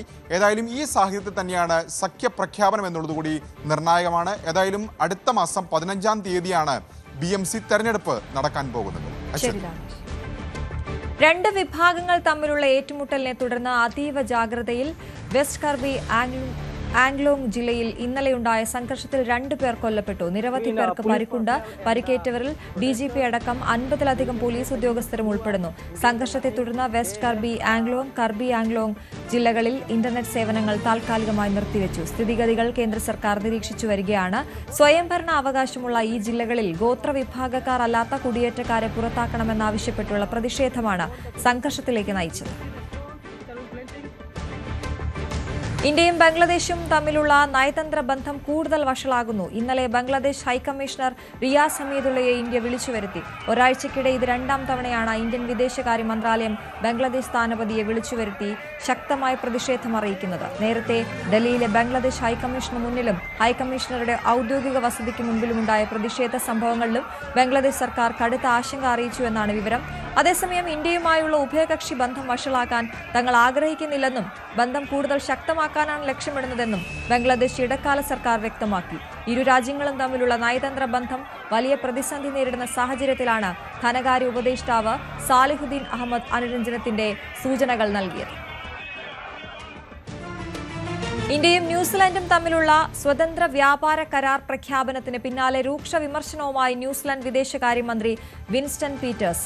കരാർ ന്യൂസിലൻഡിന് മോശമായ ഡീലാണെന്ന് വിശേഷിപ്പിച്ച അദ്ദേഹം കരാർ നീതിയുക്തമല്ലെന്നും അഭിപ്രായപ്പെട്ടു. പ്രധാനമായും ക്ഷീരമേഖലയെ ഒഴിവാക്കിയതിനെതിരെയും കുടിയേറ്റത്തിൽ ഇന്ത്യക്ക് അമിത ഇളവുകൾ നൽകിയതിനെതിരെയുമാണ് ന്യൂസിലൻഡിലെ തീവ്ര വലതുപക്ഷ പാർട്ടി നേതാവ് കൂടിയായ പീറ്റേഴ്സിന്റെ എതിർപ്പ്. ന്യൂസിലൻഡ് പൂർണ്ണമായി വിപണി തുറന്നുകൊടുക്കുമ്പോൾ ഇന്ത്യ ക്ഷീര ഉൽപ്പന്നങ്ങൾക്ക് തീരുവ ഇളവ് നൽകുന്നില്ലെന്ന് അദ്ദേഹം ചൂണ്ടിക്കാട്ടി. കരാർ പാർലമെന്റിലെത്തിയാൽ തന്റെ പാർട്ടി എതിർത്ത് വോട്ട് ചെയ്യുമെന്നും കരാറിനെ പരാജയപ്പെടുത്തുമെന്നും അദ്ദേഹം വെല്ലുവിളിച്ചു. ഗാസയിൽ നിന്ന് ഒരിക്കലും സൈന്യത്തെ പിൻവലിക്കില്ലെന്ന് വ്യക്തമാക്കി ഇസ്രായേൽ പ്രതിരോധ മന്ത്രി. സ്ഥിരമായി ഗാസയിൽ സൈനിക സാന്നിധ്യം ഉണ്ടാകുമെന്നും സമാധാന പദ്ധതിയുടെ പേരിൽ ഇക്കാര്യത്തിൽ പിന്നോട്ടില്ലെന്നുമാണ് ഇസ്രായേൽ പ്രതിരോധ മന്ത്രി ഇസ്രായേൽ കാറ്റ്സ് പ്രഖ്യാപിച്ചത്. മന്ത്രിയുടെ നിലപാട് വെടിനിർത്തൽ 2ാം ഘട്ട ചർച്ചകൾക്ക് തിരിച്ചടിയാകും. US പ്രസിഡന്റ് ഡൊണാൾഡ് ട്രംപിന്റെ 20-ദിന സമാധാന പദ്ധതിയുമായി ബന്ധപ്പെട്ട് നിർണായക ചർച്ചകൾ നടക്കാനിരിക്കെയാണ് ഇസ്രായേൽ മന്ത്രിയുടെ പ്രകോപനപരമായ പ്രസ്താവന. ഈ മാസം 29-നാണ് ട്രംപുമായി ഗാസ വെടിനിർത്തൽ 2ാം ഘട്ട ചർച്ച നടത്താൻ ഇസ്രായേൽ പ്രധാനമന്ത്രി ബെഞ്ചമിൻ നെതന്യാഹു അമേരിക്കയിലേക്ക് തിരിക്കുന്നത്. ലിബിയൻ സൈനിക മേധാവി ജനറൽ മുഹമ്മദ് അലി അഹമ്മദ് അൽ ഹദാദ് വിമാന അപകടത്തിൽ മരിച്ചു. അങ്കാറയിലെ എസൻബോഗ വിമാനത്താവളത്തിൽ നിന്ന് ഇന്നലെ രാത്രി പറന്നുയർന്ന വിമാനം പിന്നീട് ഹൈമാന മേഖലയിൽ തകർന്നു വീഴുകയായിരുന്നു. സൈനിക മേധാവിയെ കൂടാതെ വിമാനത്തിലുണ്ടായിരുന്ന മറ്റ് 4 പേരും അപകടത്തിൽ മരിച്ചു. ഔദ്യോഗിക സന്ദർശനം പൂർത്തിയാക്കി അങ്കാറയിൽ നിന്ന് മടങ്ങുന്നതിനിടെയായിരുന്നു അപകടം.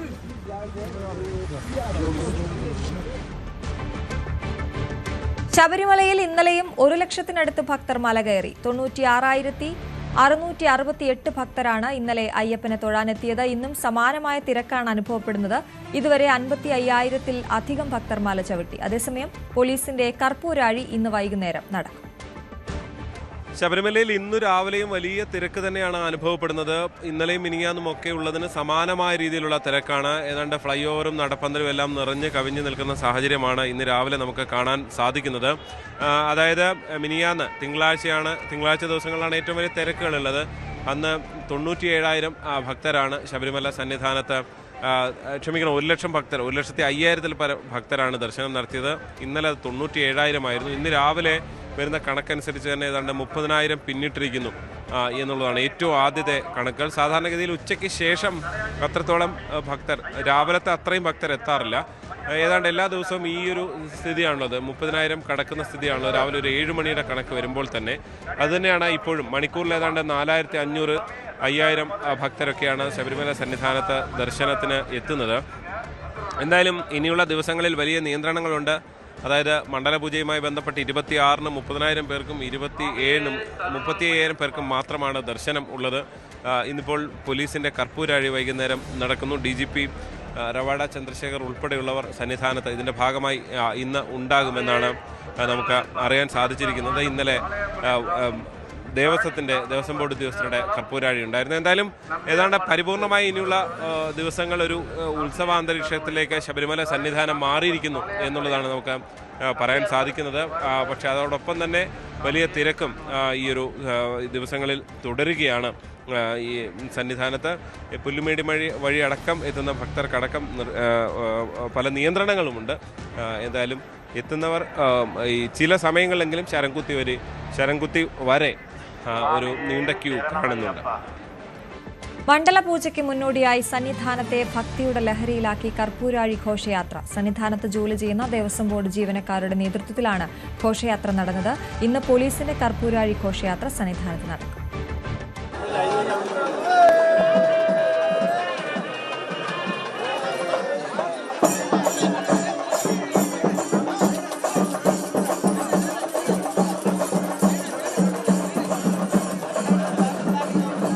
ശബരിമല സന്നിധാനത്തെ ഉത്സവാന്തരീക്ഷത്തിലെത്തിച്ചാണ് കർപ്പൂരാഴി ഘോഷയാത്ര നടന്നത്. അയ്യപ്പനും ദേവതകളുമെല്ലാം വാദ്യമേളങ്ങളുടെ അകമ്പടിയിൽ സന്നിധാനത്ത് അണിനിരന്നു.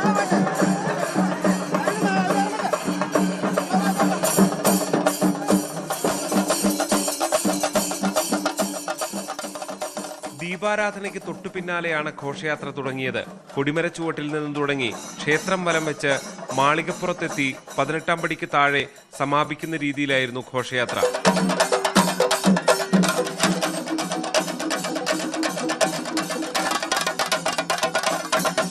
ഇന്ന് പോലീസിന്റെ നേതൃത്വത്തിൽ സന്നിധാനത്ത് കർപ്പൂരാഴി ഘോഷയാത്ര നടക്കും. തന്ത്രിയും മേൽശാന്തിയും ചേർന്ന് ദീപം പകർന്നതോടെയാണ് ഘോഷയാത്രയ്ക്ക് തുടക്കമായത്. ന്യൂസ് 18 സന്നിധാനം. ബാലരാമപുരം വിശുദ്ധ സെബസ്ത്യാനോസ് തീർത്ഥാടന ദേവാലയത്തിൽ ക്രിസ്മസിനോടനുബന്ധിച്ച് സാന്താ വോക്ക് നടത്തി. 150ഓളം ക്രിസ്മസ് പാപ്പാമാർ പങ്കെടുത്തു. എം വിൻസെന്റ് ഉദ്ഘാടനം ചെയ്തു. സാന്താ വോക്കിന് ബാലരാമപുരം ടൗൺ ജമാഅത്ത്, തൈക്കാപ്പള്ളി മഹല്ല്, തലയൽ ഋഷീശ്വര ഭരദ്വാജ ക്ഷേത്രം, എരുത്താവൂർ ബാലസുബ്രഹ്മണ്യ ക്ഷേത്രം, വാണികർ തെരുവ് മുത്താരമ്മൻ ക്ഷേത്രം എന്നിവയുടെ ഭാരവാഹികൾ സ്വീകരണം നൽകി.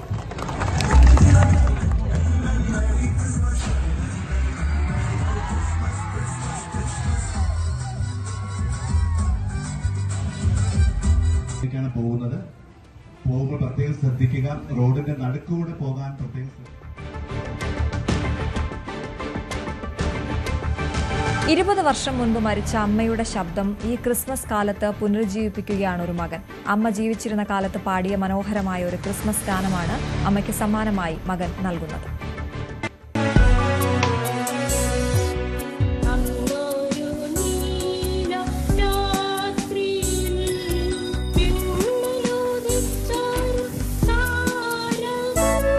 കാലം ഏറെ പിന്നിട്ടിട്ടും മായാതെ നിലനിൽക്കുന്ന ചില ശബ്ദങ്ങളുണ്ട്. ഓർമ്മകളെ തൊട്ടുണർത്തുന്ന, ഹൃദയത്തിൽ ഇന്നും മുഴങ്ങുന്ന ശബ്ദങ്ങൾ. അതും അരികിലില്ലാത്ത സ്വന്തം അമ്മയുടേതാകുമ്പോൾ മധുരം കൂടും, ഓർമ്മകൾ നിറയും. 24 വർഷം മുൻപ് മാവേലിക്കര പനച്ചമൂട് YMCA സംഘടിപ്പിച്ച ക്രിസ്തുമസ് പരിപാടിയിൽ YMCAയുടെ സജീവാംഗമായിരുന്ന പരേതയായ മോളിരാജൻ സ്നേഹത്തോടെ ആലപിച്ചത്.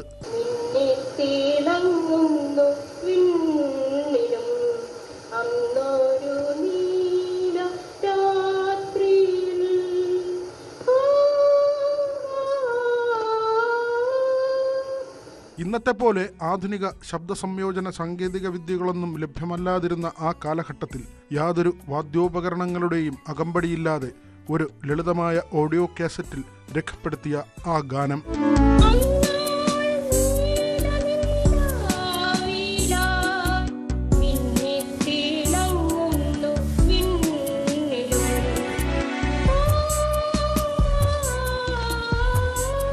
(2004) ഡിസംബർ 13 വിട്ടുപിരിഞ്ഞ പ്രിയമാതാവ് മോളിരാജന് സ്നേഹപൂർവമായ ആദരാഞ്ജലികൾ അർപ്പിച്ചുകൊണ്ട് ഓർമ്മകളുടെയും പ്രാർത്ഥനകളുടെയും സംഗീതമായി മാറിയ ഗാനം ആ അമ്മയ്ക്ക് ക്രിസ്മസ് സമ്മാനമായി മാറുകയാണ്. ന്യൂസ് 18 ആലപ്പുഴ. മതസൗഹാർദ്ദത്തിന്റെ കാഴ്ചകളാണ് കേരളത്തിലെ എല്ലാ ആഘോഷങ്ങളെയും കൂടുതൽ മനോഹരമാക്കുന്നത്. മതഭേദമില്ലാതെ മനുഷ്യരെല്ലാം ഒരുമിച്ചാണ് ഇത്തവണയും ക്രിസ്മസിനെ വരവേൽക്കുന്നത്. ഒരുമയുടെ സന്ദേശം വിളിച്ചോതുന്ന ഇടുക്കിയിലെ ഒരു പുൽക്കൂടിന്റെ വിശേഷങ്ങൾ കാണാം ഇനി.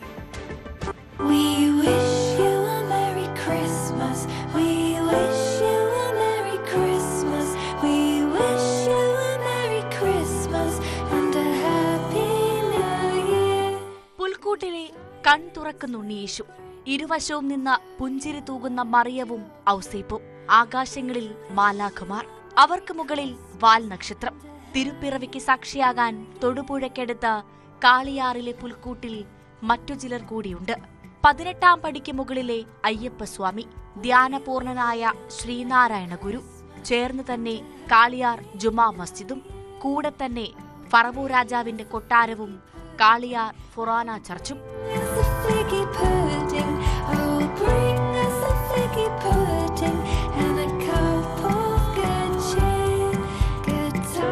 എല്ലാ ക്രിസ്മസ് കാലത്തും ഉള്ളതാണ് കാളിയാർ സ്വദേശി ടോമിയുടെ പുൽക്കൂട് നിർമ്മാണം. ഇത്തവണ ടോമി കുറച്ച് വിശാലമായി ചിന്തിച്ചു. നാടും കുടുംബവും ഒപ്പം നിന്നു. ഒരു നാടിന്റെ മതസൗഹാർദ്ദത്തിന്റെ പ്രതീകമായി തീരുകയാണ് ഈ പുൽക്കൂട്.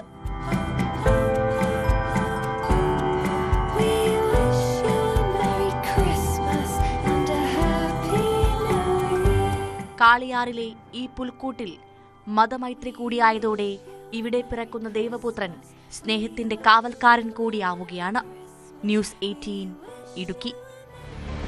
അതിസാഹസിക അനുഭവങ്ങൾ സമ്മാനിക്കാനും ഉല്ലാസവേളകൾ ആഘോഷമാക്കാനും പട്ടാമ്പി EMS പാർക്കിൽ അമ്യൂസ്മെന്റ് വിഭാഗത്തിന് തുടക്കമായി. മുഹമ്മദ് മോഹസിൻ MLA ഫണ്ടിൽ നിന്ന് 1.5 കോടി രൂപ ചെലവഴിച്ചാണ് പാർക്കിന്റെ ഒന്നാം ഘട്ടം പൂർത്തിയാക്കിയത്.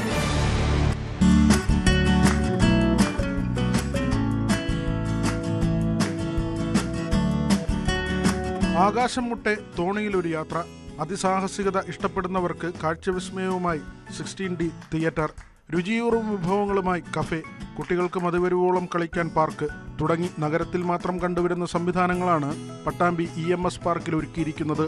മുഹമ്മദ് മുഹ്സിൻ MLA ഫണ്ടിൽ നിന്ന് 1.5 കോടിയോളം രൂപ ചെലവഴിച്ചാണ് പാർക്ക് നിർമ്മിച്ചത്.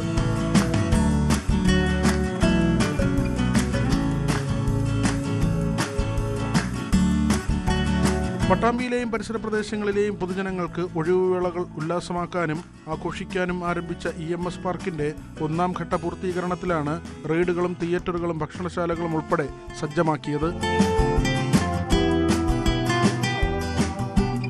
മുഹമ്മദ് മുഹ്സിൻ MLA അമ്യൂസ്മെന്റ് പാർക്കിന്റെ ഉദ്ഘാടനം നിർവഹിച്ചു. വിവിധ റൈഡുകൾ ഇവിടെ കൊണ്ടുവരാൻ സുരക്ഷിതമായി ആളുകൾക്ക്, കുട്ടികൾക്ക് കളിക്കാൻ കഴിയുന്ന രീതിയിലുള്ള സംവിധാനങ്ങൾ കൊണ്ടുവന്നിരിക്കുകയാണ്. അതിൽ വിവിധ തരത്തിലുള്ള കാര്യങ്ങളുണ്ട്. ഇപ്പൊ 16D തിയേറ്റർ ഒരു നല്ലൊരു അനുഭവമാണ്. പട്ടാമ്പി പരിസരത്തൊന്നും അതില്ല.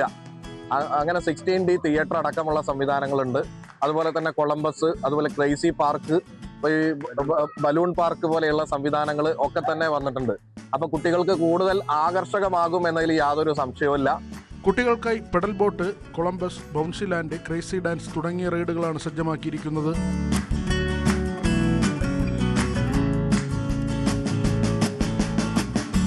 ശനി ഞായർ ദിവസങ്ങളിലും അവധി ദിവസങ്ങളിലും രാവിലെ മുതൽ വൈകുന്നേരം വരെയും അല്ലാത്ത ദിവസങ്ങളിൽ വൈകുന്നേരം 3 മണി മുതലുമാണ് അമ്യൂസ്മെന്റ് പാർക്കിന്റെ പ്രവർത്തനം. ന്യൂസ് 18 പട്ടാമ്പി. വയനാടൻ മലനിരകളിൽ കാലം കാത്തുവെച്ച വിസ്മയം വീണ്ടും. വർഷങ്ങൾക്കിപ്പുറം നാടിനെ തഴുകിയെത്തുന്ന അതിശൈത്യത്തിന്റെ ലഹരിയിലാണ് വയനാട്ടുകാർ. ഗതകാല സ്മരണകൾ ഉണർത്തുന്ന മഞ്ഞുവീഴ്ചയും മരവിപ്പിക്കുന്ന തണുപ്പും കർഷകരിലും സഞ്ചാരികളിലും ഒരുപോലെ ഉണർവേകുമ്പോൾ വയനാട് വീണ്ടും ഭൂമിയിലെ സ്വർഗമായി മാറുകയാണ്.